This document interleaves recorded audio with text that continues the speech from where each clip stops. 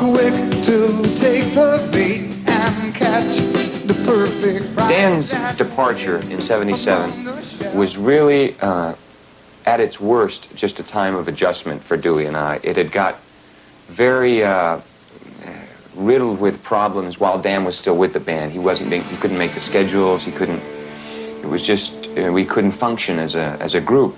He knew it was time to go. He needed some time to sort some things out. We knew it. Dewey and I wanted to keep working. And you can't disregard the fact that we were friends and had graduated from school, all of those personal parts. But as Jerry's saying, I think it was for the better in terms of what's come out of it, you know. Dan is doing real well, and I think he's where he wants to be.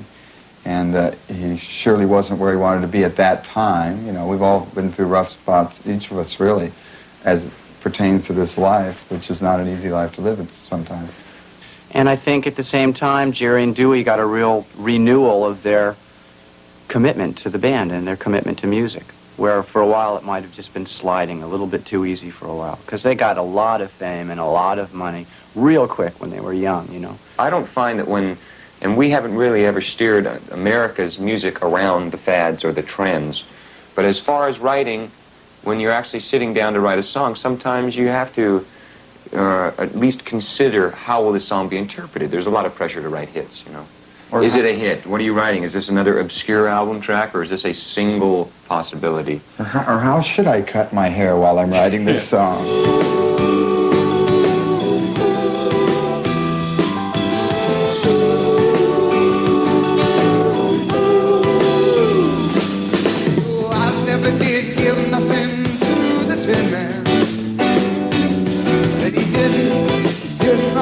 I'm still more attracted to the sort of physical things. I mean, word, images, colors.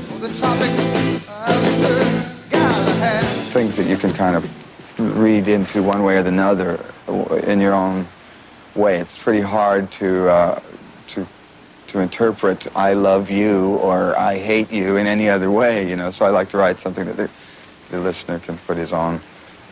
Tin Man, of course, a lot of people ask about that. The Tropic of Sir Galahad, a lyric of mine. It's just piecing together. Sometimes it's inane nothingness. Sometimes it does have a meaning of some ambiguous meaning to me, or just something to kind of spark the interest. Lifestyle doesn't become a major part of my music. I really kind of write internally.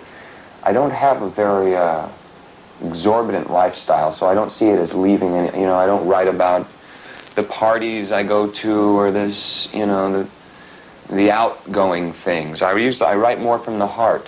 I have a fairly simple life. I don't collect a lot of stuff. Right here, this is my toy room, you know. This is all the stuff that's really important to me. Well, I tried to make it Sunday, but I got so damn depressed. Had to set my sights on Monday, and I got myself undressed. Now I ain't ready for the altar, but I do agree there's times when a woman should can be. I just opened for them at the amphitheater, and their crowd was a great crowd.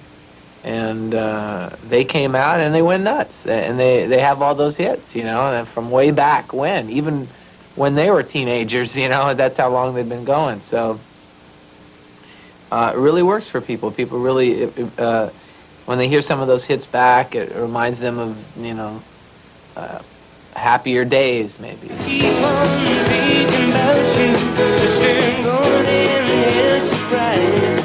And I just can't live without you. Can't you see it in my eyes? I've been one more correspondent, and I've been too hard to find.